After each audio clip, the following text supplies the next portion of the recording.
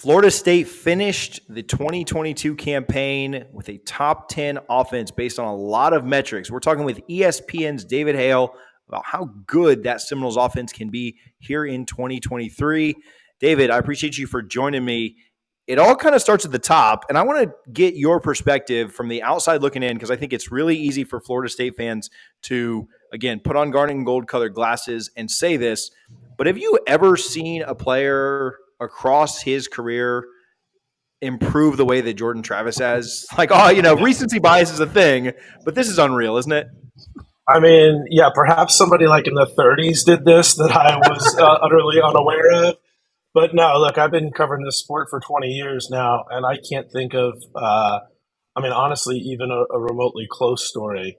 And I'm working on a story now that'll come out, I think, next week, focused a little bit on Kenny Dillingham and the way that he brought along Jordan Travis and then Bo Nix last year. And they're not the same story because, of course, Jordan was buried on a depth chart, whereas Bo Nix was starting from day one. But Nix really came into his own under Kenny Dillingham last year. And, of course, Jordan really kind of built the foundation of what became Jordan Travis under Kenny Dillingham the year before. And the crazy thing to talk to Kenny about is he will tell you, like, the talent was always there. Like, 80% of the job was just getting Jordan to buy into his own ability, to believe that he could go and do it, to not be always second-guessing himself. And, look, maybe the coaching staff didn't do a great job of that to some extent, especially early in 2021 where nobody knew who the starter was going to be from week to week and all of that. But the development of what he has become from a guy who thought he probably should move to wide receiver to a guy who was a really good running quarterback athlete and could occasionally make some throws to a genuinely elite all-around quarterback in college football.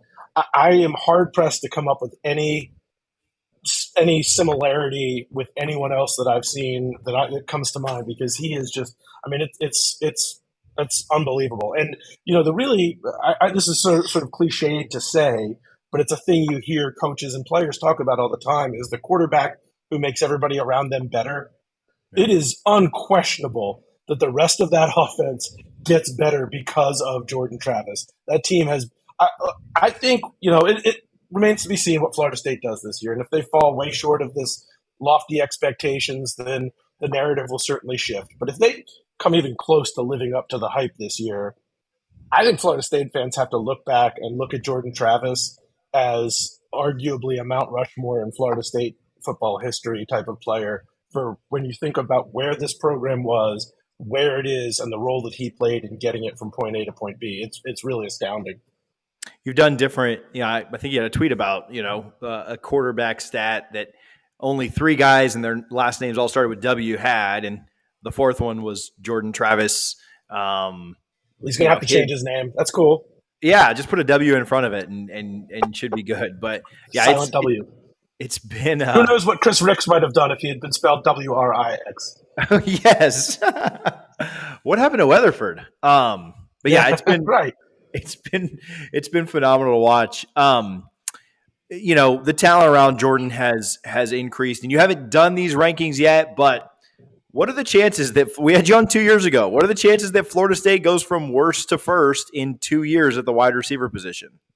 I think there's a good case for it. And, that's one of those things 2 years ago. I think Florida State fans kind of got on me for saying that about their wide receiver group. And I think the year kind of proved me right. If not worse, they were certainly at the bottom tier of the ACC.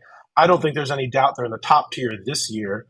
Again, this is a position where Mike Norvell has transformed the team via the portal. And, Johnny Wilson and Keon Coleman should be as good a duo as there is probably in the country, if not in the ACC.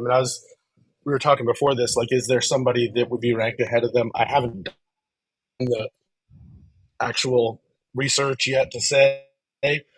Wake Forest is probably the team that would jump out. They've got 4 guys coming back that had 500-plus yards last year.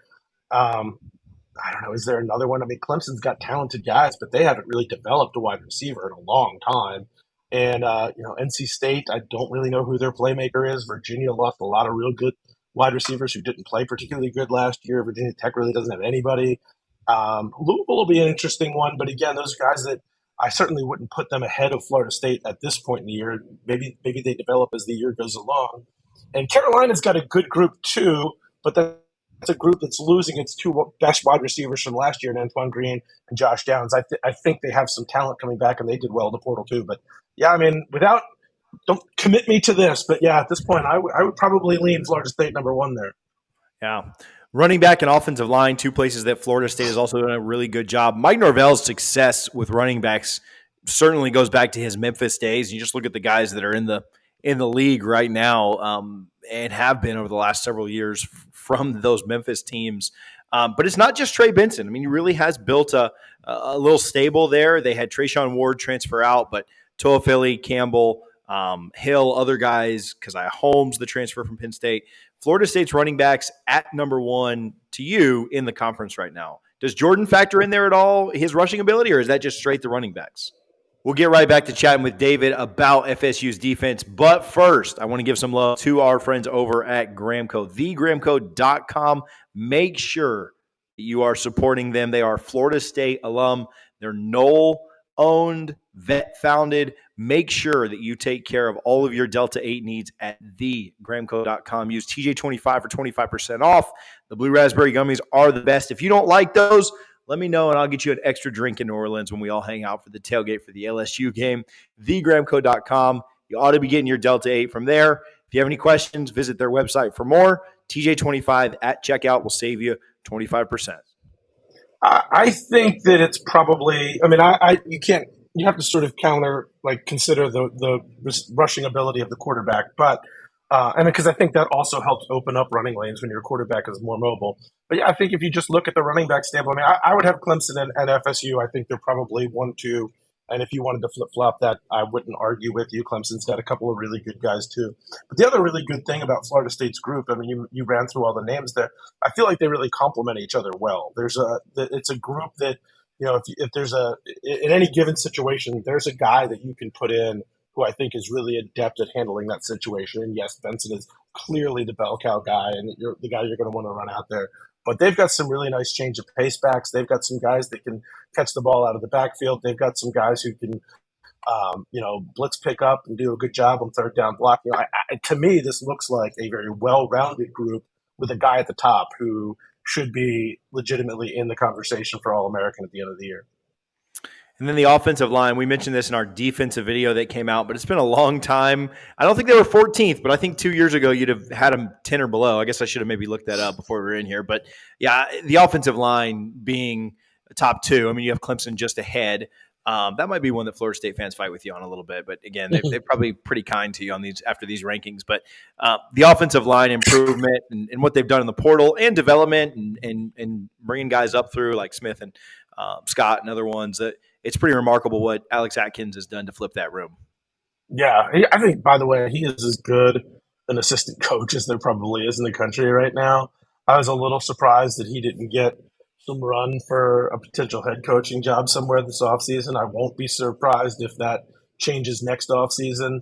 And when you talk about the evolution of Florida State from the Willie Taggart era to now, there is no position that has changed more than the offensive line. And I was on like 7 different campuses this spring in the ACC, and it was like noteworthy to me how much bigger and more like genuinely professional size, strength looking offensive line Florida State was than everyone else that I saw. Like, this is a group that looks the part, and that doesn't always translate.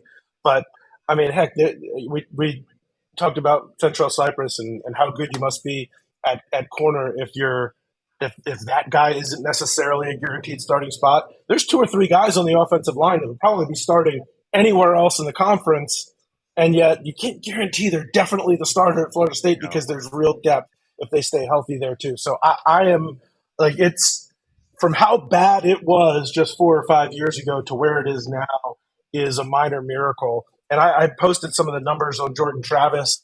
And, the crazy thing was that really last year, I don't know that they protected for him a ton better last year than they had in 2021. I mean, it was incremental improvement, not night and day. But he got much better at handling himself in the pocket, avoiding pressure, not letting a pressure turn into a negative play, picking up a little bit extra. Now, if you add in that the offensive line really does take a huge step forward in terms of pass protection, like where's the ceiling for him then? That to me is something to be very excited about. Norvell has said that Jordan Travis, and he's on record, said it twice, so I'm not misquoting here, on record saying that Jordan Travis has improved more this offseason than anyone else on the team. And I know that coaches coach speak, but if that's the case, that's scary for everybody else on the schedule, right? Because almost no way, right? I mean, I don't know how you get that much better from where he is, but this is and I'm sure we'll talk about this more. But like to me, this is one of the most fascinating parts of Florida State's offseason is that like whatever like target you want to put out there, they're fully embraced it, and they're not downplaying Jordan Travis for the Heisman. They are leading the charge, Jordan Travis for Heisman, and they're going out and you have your head coach saying things like that, and it's like, yeah, man, like. We want the heat. Bring it on. And I think Jordan loves that too. And especially for a guy who, 2 or 3 years ago wasn't sure he could play this at this level, to be in this position now is just ridiculous. I'm going to ask you a little bit more about Jordan Travis for Heisman in our next video. So if you guys aren't subscribed, make sure you hit that subscribe button. You do not want to miss that one. I appreciate ESPN's David Hale for joining me today. If you want to get caught on the very latest with FSU football, click right here to do so.